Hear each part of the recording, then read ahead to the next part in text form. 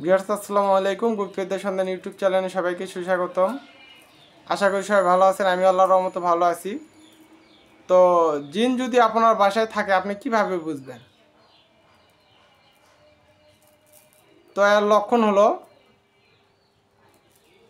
দেখবেন যে রাতের বেলা এমনি এমনি ঢিল পড়তেছে, তারপর ঘন ঘন বাতাস লাগতেছে, শরীর খারাপ করতেছে, কালো বিড়াল ঘোরপাক করতেছে, সাদা বিড়াল ঘোরপাক করতেছে,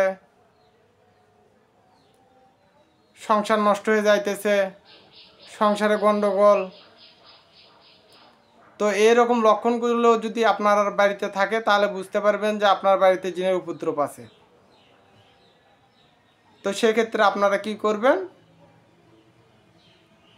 এক বালতি পানিতে আয়াতুল কুরসি 7 বার পাঠ করে 7টি ফুঁক দিয়ে 7 বার থুতু দিয়ে ওই পানিটা পুরো বাড়িতে ছিটাই দিবেন।